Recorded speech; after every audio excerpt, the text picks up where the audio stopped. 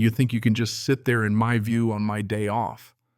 That was the line that scratched across my perfect Saturday, sharp as broken glass, one of those moments you feel in your teeth before you even process it. See, I was living my little dream. Just a few months into owning my first house, nothing fancy but mine, a backyard with a pool so blue it looked like a promise. The sun was warm, the kind of warm that makes you grateful, not sweaty. I had a cold drink sweating onto the table, and the only thing on my agenda was breaking in the 2 brand new lounge chairs I'd obsessed over for weeks.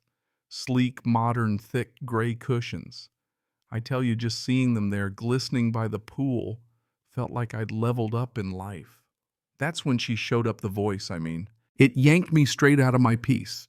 There she was, standing behind the low black iron fence, separating my place from the neighbors, a woman I'd seen once or twice, late 60s. Her bleach blonde hair, a shellacked helmet wrapped in a yellow satin robe so bright it nearly hurt to look at. Her face twisted into this snarl finger, pointed at me like I'd just shot her dog. In my view, she repeated. For a split second, I honestly didn't know what the hell she was talking about. My yard was mine. Her view was, I don't know the neighbor's problem. Was I enjoying my property too loud? Were my new lounge chairs offensive? I took a slow sip more to buy time than anything. Is there a problem, I asked, trying to keep my tone even. Rookie mistake I know now. She snapped, shrieking back. Is there a problem? The problem is you. The problem is people like you coming into this neighborhood thinking you own the place, bringing your things, flaunting them. She flung her hand toward my chairs like they were gold bricks. You know what, I'm a black man, and this is a pretty white upper-middle-class neighborhood. I figured 21st century people are chill professionals, educated. What could go wrong? Most folks had given me polite nods, nothing more. But this was a whole other animal. The disgust in her voice, the way she said your things, wasn't about the chairs. I could see it plain as day. Still, I tried logic. Ma'am, I said, standing hands out, non-threatening, these are my chairs, my house. I'm not flaunting anything, just trying to relax. She sneered. Your house. I've lived here 35 years. I know who can afford a house here and who can't. You probably scared the Hendersons out. The Hendersons, I'd heard, moved to Florida for grandkids, but sure, let's rewrite history. She was inventing a reality where I couldn't possibly belong. And then she pulled out her phone thumb, hammering the screen. That's it, I'm calling the police. I'm going to tell them there's a vagrant who broke into the Hendersons' backyard and is stealing their furniture.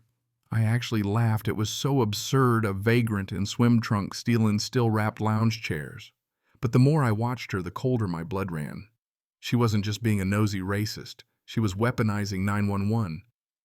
That's when something in me snapped into focus. I reached for my own phone, started recording, propped it up by my drink. Ma'am, I'm recording this, I said. You're making false accusations. Calling 911 with a false report is a crime. If I thought that would slow her down, I was wrong. She doubled down, shrieking into her phone. Yes, hello, 911. There's a man here threatening me. He's aggressive. I'm afraid for my life. She looked right at me, a twisted little smile playing on her lips. I stood there stuck. If I yelled, I'd fit her aggressive script. If I walked inside, I was running. If I tried to reason, I was harassing her. She'd set the perfect trap, and I was the animal with its paw in the snare. All I could do was keep recording, standing right where I belonged, my own property. The next 10 minutes dragged by me, staring at her staring at me, that phone still up like a weapon. Then the sirens came, 2 squad cars, all for a guy sitting in his own backyard. The police fanned out, guns not drawn, but hands ready. The woman cranked up the tears, sobbing. He threatened me. He was aggressive. I've never seen him before. The younger officer, Rodriguez, was actually listening. Sir, is this your residence? Yes, I said. I can show you the deed, my ID, whatever you need. Meanwhile, Officer Miller just kept side-eyeing me like I was about to launch into a Hulk rampage. But Rodriguez noticed my phone recording, asked to see it, and I played the whole ugly saga for them.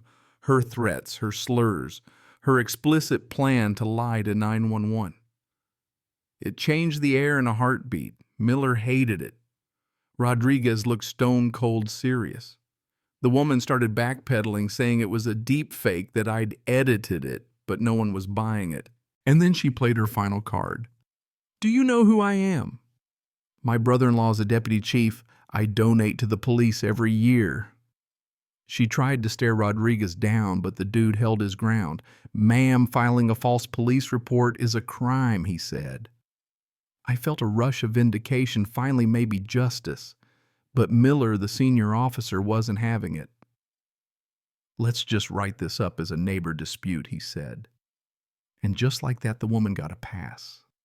Rodriguez gave me a look that said he knew it was wrong, but his hands were tied. She strutted away victorious as if she owned the world and I was the one who should be grateful not to be in handcuffs.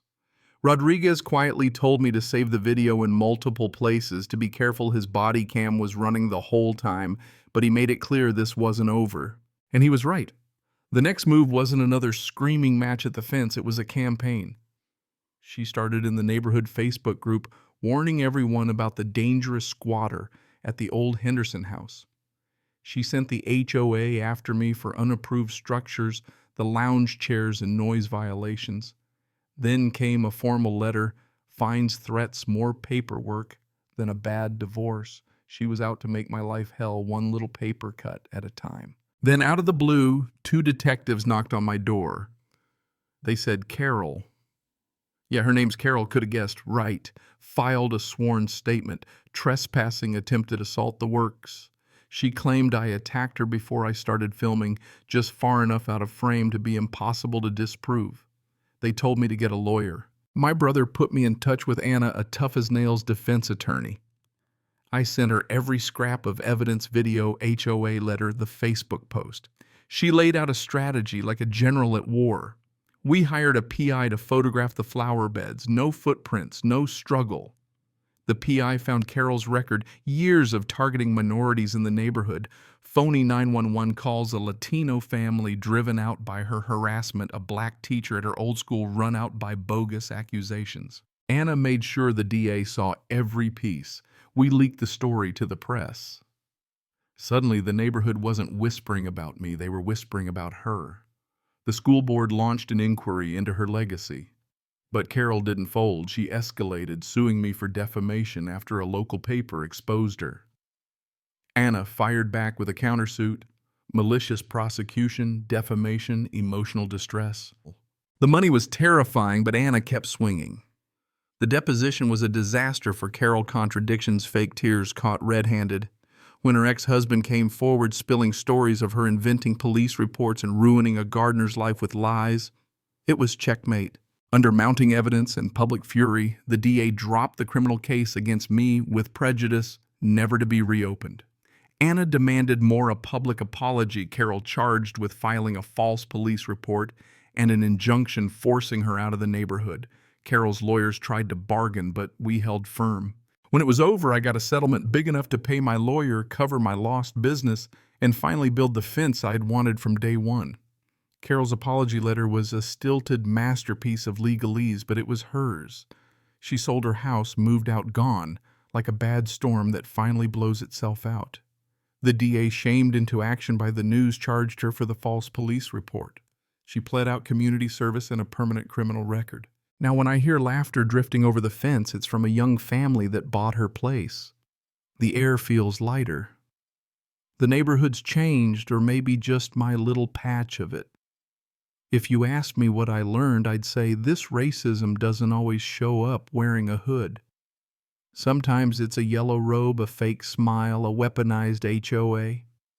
But if you stand your ground, if you fight back with truth and receipts, sometimes justice does win out. So tell me if it happened to you. Would you have fought or just moved on? Do you think this is justice, or is it just a small victory in a bigger war? Let me know what you think in the comments. And if you've got your own story about fighting back, I want to hear it, because trust me, you never know when that view you fought for is going to be the one thing you're most proud to keep.